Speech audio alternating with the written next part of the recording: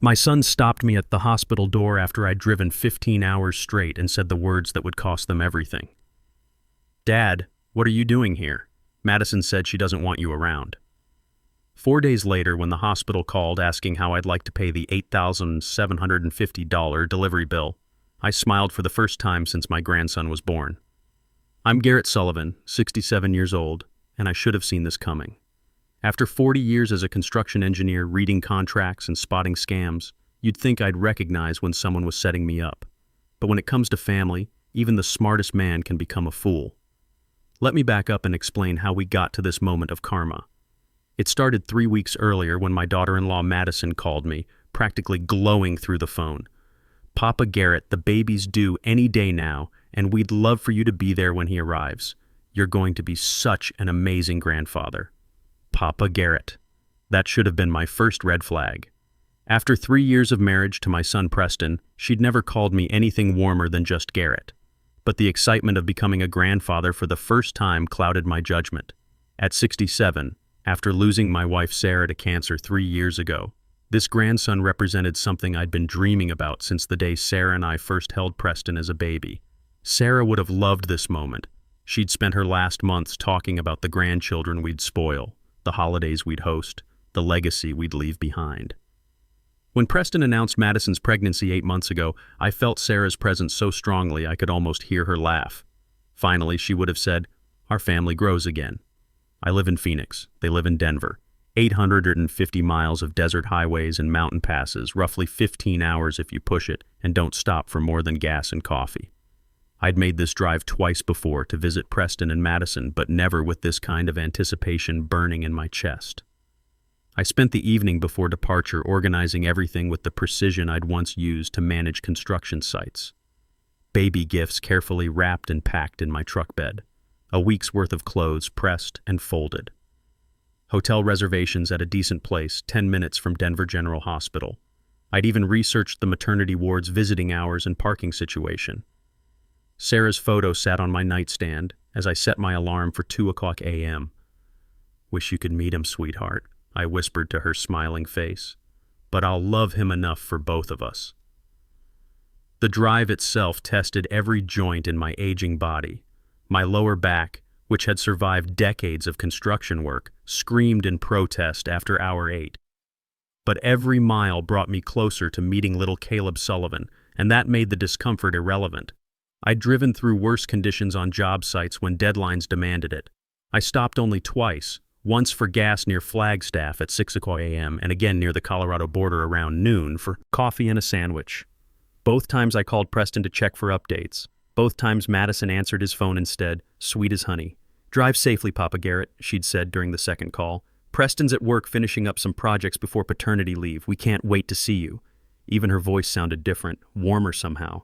I remember thinking that pregnancy had softened her edges, made her more family-oriented. Looking back, I realized she was probably laughing at how easily I bought into her performance. The mountains outside Denver appeared in my windshield around 1 a.m. Tuesday morning. City lights twinkled below as I descended toward the valley, and my heart pounded with the kind of excitement I hadn't felt since Preston's first steps. I was about to become a grandfather. At 67, after years of wondering if Preston would ever settle down and give Sarah and me grandchildren, it was finally happening. Denver General Hospital's parking garage welcomed me at 2 a.m. with fluorescent lights and the antiseptic smell that all hospitals share.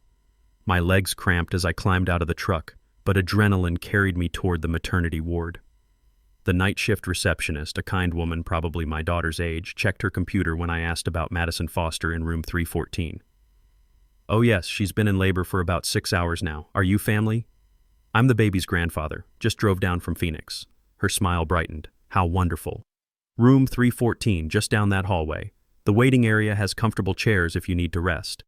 I practically floated down that corridor, my engineer's mind already imagining how I'd baby-proof my Phoenix house for visits, what tools I'd need to build a proper crib, which corner of my workshop would become a play area. Preston had inherited my hands-on approach to problems, and I looked forward to teaching my grandson the same practical skills. That's when I found Preston pacing outside the delivery room like a caged animal. The moment he saw me, his face changed completely. Not relief, not joy, but something closer to panic mixed with guilty resignation. "Dad, what are you doing here?" The question hit me like a sledgehammer to the chest. I actually stepped backward, wondering if I'd misunderstood something fundamental. "What do you mean?" "Madison invited me. She called and said you wanted me here for the birth." Preston's eyes darted toward the delivery room door, then back to me.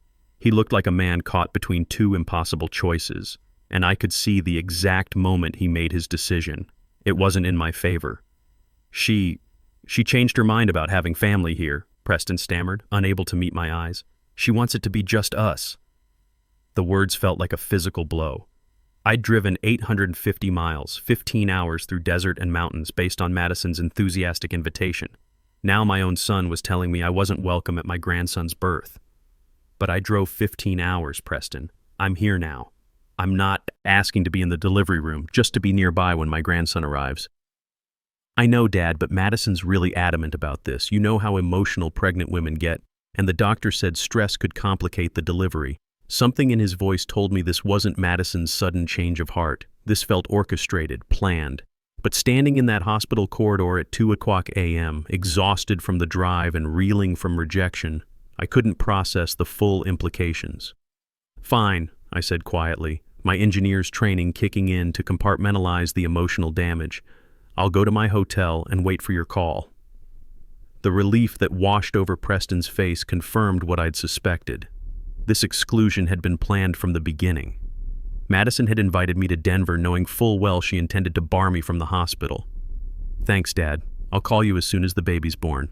I promise." I walked back through that antiseptic corridor feeling like I'd aged 10 years in 10 minutes. The kind night shift receptionist noticed my expression and offered a concerned smile, but I just nodded and headed for the parking garage. My truck felt like a refuge as I sat behind the wheel, trying to make sense of what had just happened. The hotel room I'd booked became my prison for the next 8 hours. I sat on the edge of that generic bed, checking my phone every 5 minutes, watching terrible morning television shows and questioning everything I thought I knew about my relationship with Preston and Madison. Sarah would have known what to do. She'd always been better at reading people's intentions, especially when it came to family dynamics. When Preston finally called at 10 a.m. Wednesday morning, exhaustion and happiness competed in his voice. "Dad, he's here. Caleb Sullivan, 7 pounds 2 ounces. He's absolutely perfect." "Congratulations, son." My voice cracked slightly. "When can I meet him?" The pause that followed lasted exactly 3.7 seconds. I know because I counted, the way I used to count delays on construction sites when subcontractors were stalling. "Madison's really tired, Dad. The delivery was rougher than expected. Maybe give us a day or two to settle in." A day or two. I'd driven across 2 states to give them a day or two. "Preston, I'm his grandfather. I drove 15 hours to be here."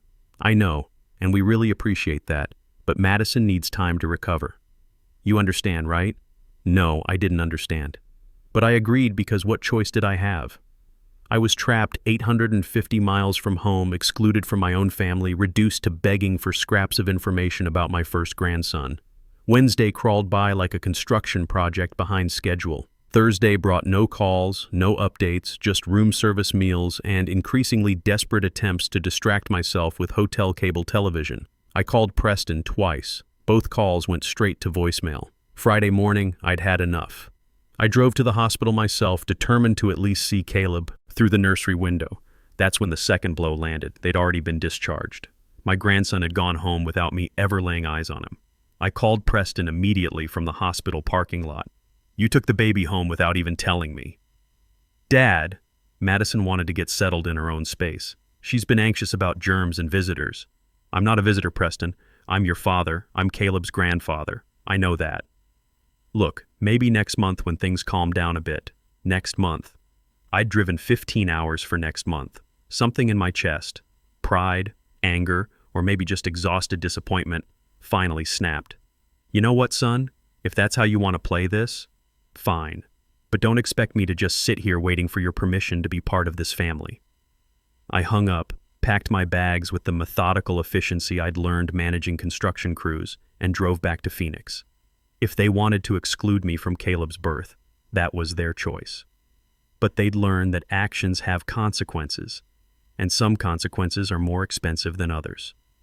The drive home gave me 15 hours to think, and by the time I pulled into my driveway Sunday morning, I had reached a conclusion that would have made Sarah proud. I wasn't going to chase after people who clearly didn't want me around. If Preston wanted to choose Madison's manipulation over his father's love, he could live with that decision. Sunday afternoon, my phone rang. The caller ID showed Denver General Hospital, a number I didn't recognize. "Is this Garrett Sullivan?" "Yes, ma'am. We have some paperwork issues regarding the birth of Caleb Sullivan. The insurance claim was denied and we need to discuss payment arrangements for the delivery bill." My engineering instincts immediately kicked in. Insurance denied? Preston had told me their insurance covered everything. "I'm sorry, but I think there's been some confusion. I'm not responsible for that bill. According to our records, you are the financial guarantor for Madison Foster's delivery. You signed the financial responsibility forms." The room seemed to tilt sideways. "Ma'am, I never signed any financial responsibility forms. When exactly was this supposed to have happened? Let me check our system." The forms were submitted electronically on November 15th at 11:47 p.m. Mountain Time through our patient portal. The signature on file appears to be yours, Mr. Sullivan. November 15th, 11:47 p.m. I pulled out the small notebook I always carry, an old construction habit, and flipped to my travel log. November 15th, 11:47 p.m. Mountain Time. I'd been somewhere around Moab, Utah, probably stopping for gas and coffee. No cell service, no internet, certainly no way to access any hospital's patient portal. "Ma'am, I need to see those forms immediately. Can you email them to me?" "Certainly. What email address should I use?" 20 minutes later, I was staring at documents that made my blood pressure spike like a crane lifting steel beams. Not only had someone forged my signature with remarkable precision, but they'd also somehow obtained my social security number, my Phoenix address, and detailed information about my financial status. But the document that made my hands shake with rage was the one stating that as the paternal grandfather, Garrett Sullivan has specifically requested to assume full financial responsibility for the delivery as his gift to the new family. Madison hadn't just excluded me from Caleb's birth. She'd planned to stick me with the $8,750 bill as a final insult.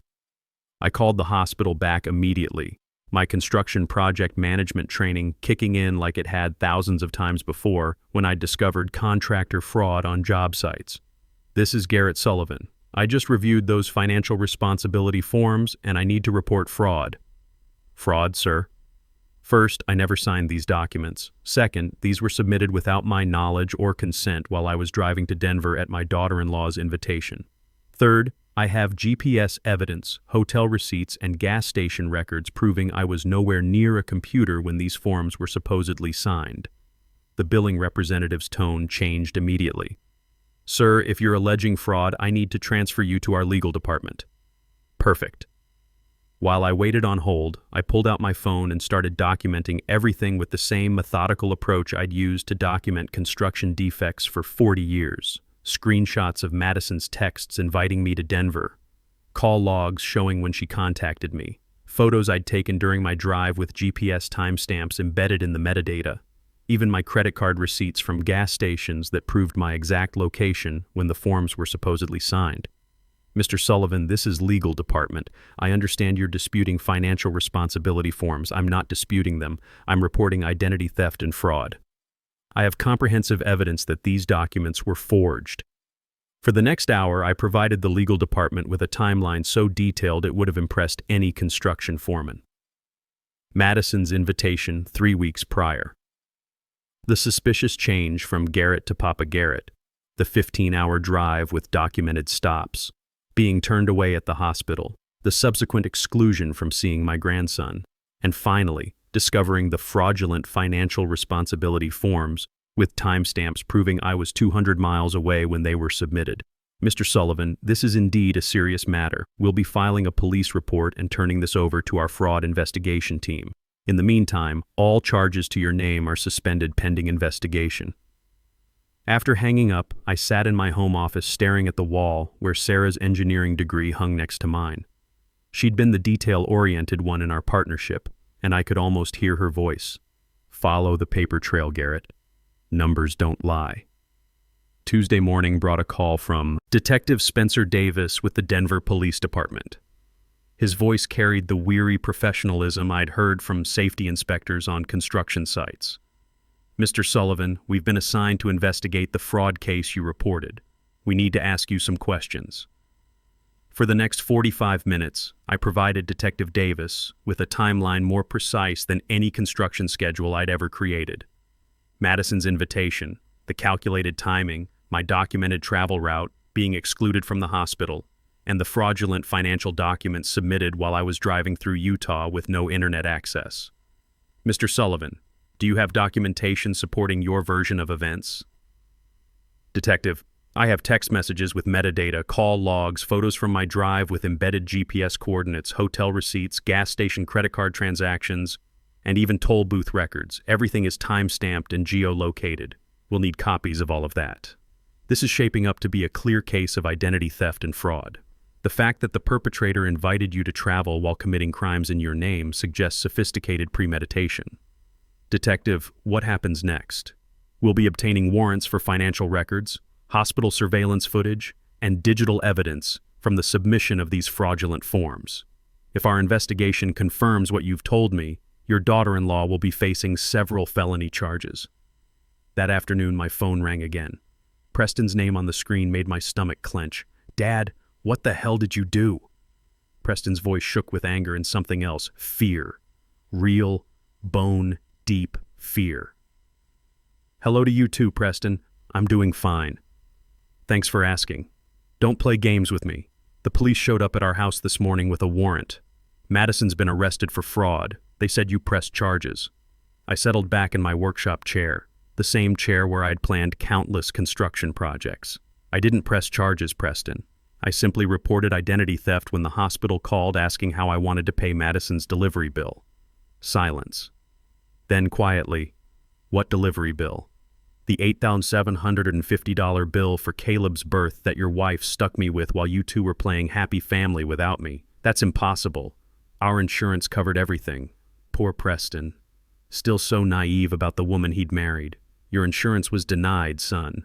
That's why the hospital called me."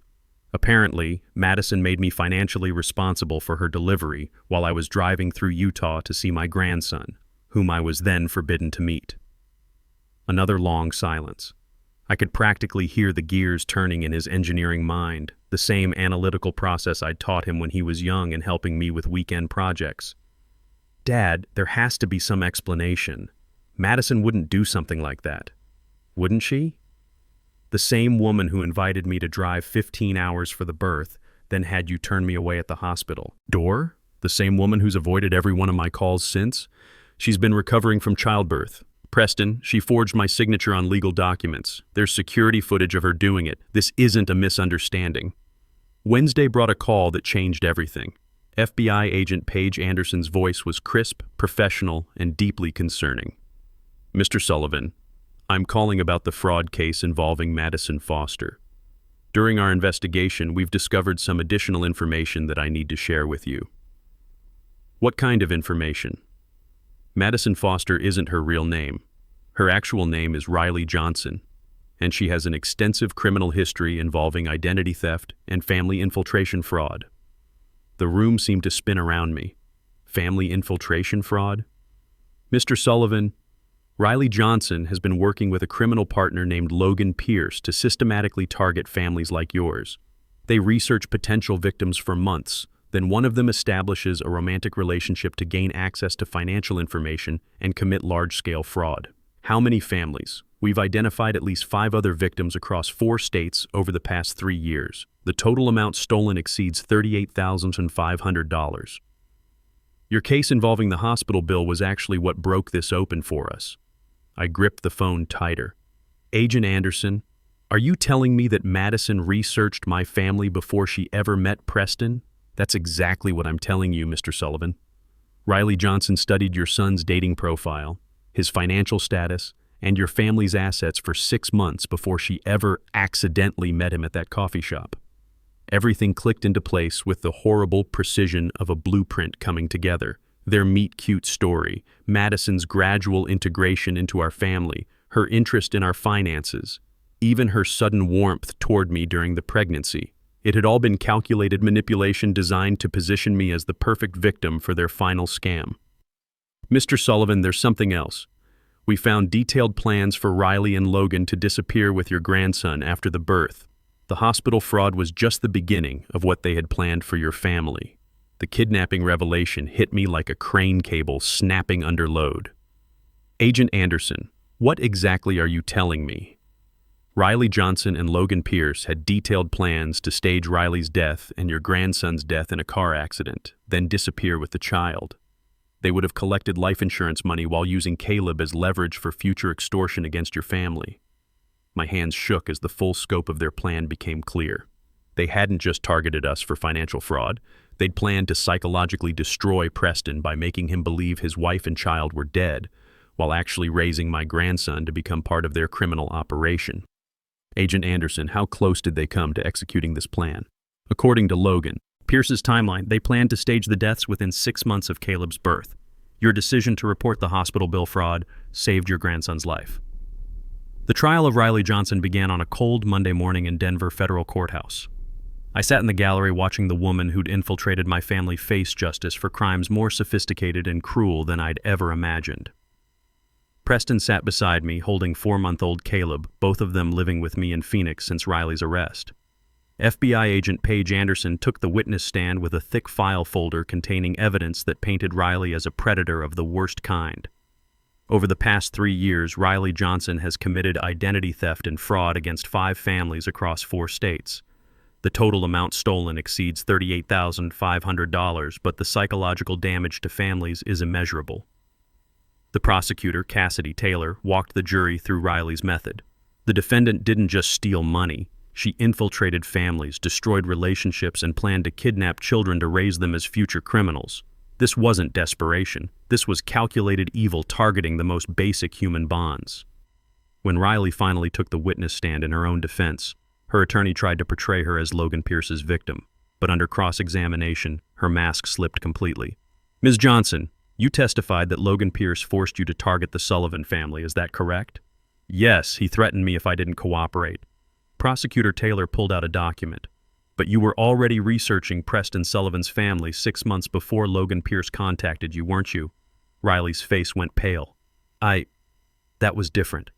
Different how? You created a fake online dating profile specifically to match with Preston Sullivan, didn't you? I needed someone stable. Someone you could rob, you mean. You researched Garrett Sullivan's financial status, his property values, even his late wife's life insurance settlement before you ever met Preston, didn't you? The courtroom was silent as Riley's carefully constructed victim narrative crumbled. I thought he could afford it, she finally admitted. He has money. So you planned to defraud Garrett Sullivan because you thought he could afford to be victimized? It's not like that. Ms. Johnson, you excluded this man from his grandson's birth after making him drive 850 miles, then tried to stick him with an $8,750 bill because you thought he had money. Is that your testimony? Riley's composure shattered. You people don't understand what it's like to struggle. You had everything handed to you. Ms. Johnson, struggle doesn't justify identity theft, fraud, and planning to kidnap a baby. I wasn't going to hurt Caleb. I would have been a good mother to him. Prosecutor Taylor turned to the jury. Ladies and gentlemen, the defendant just admitted she planned to kidnap this child and raise him as her own after destroying his father's life. This is not a victim. This is a predator. As Riley was led away in shackles, she looked directly at me with pure hatred, but I felt nothing but satisfaction. After 40 years of dealing with construction site thieves and con artists, I recognized her type completely. She'd simply chosen the wrong family to target. Judge Autumn Parker sentenced Riley Johnson to 22 years in federal prison without possibility of parole. Logan Pierce, captured in Seattle, received 28 years for organizing the criminal enterprise. Walking out of that courthouse with Preston and Caleb, I felt something I hadn't experienced since Sarah's death: complete peace. Riley had tried to destroy our family, but her crimes had actually brought Preston and me closer together than we'd been since he left for college. Dad, Preston said as we loaded Caleb into my truck, I keep thinking about how wrong I was, how I chose her manipulation over your love. You couldn't have known, son. She was a professional. But I should have trusted you. When she insisted you couldn't be at the hospital, when she made excuses for why you couldn't visit, I should have realized something was wrong. I looked at my grandson, babbling happily in his car seat, completely unaware that his mother had planned to kidnap him and destroy his father's life. Preston, we can't change what happened, but we can make sure it never happens again. The drive back to Phoenix gave us 15 hours to talk about everything. Sarah's death, Preston's divorce, his vulnerability after years of loneliness, and how Riley had exploited that vulnerability with surgical precision. But mostly we talked about the future.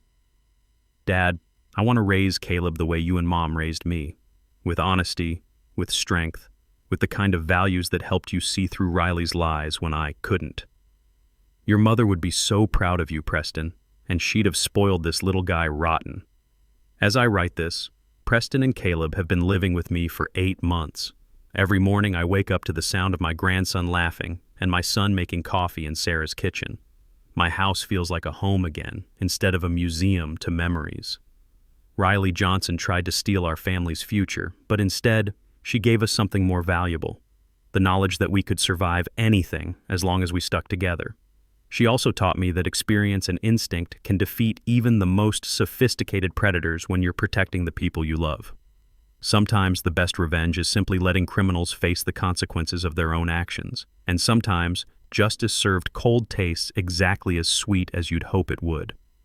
If another predator ever targets my family, they'll learn the same lesson Riley learned. Some grandfathers are too experienced, too protective, and too stubborn to be easy victims. And when you mess with a Sullivan, you better be prepared for the fight of your life.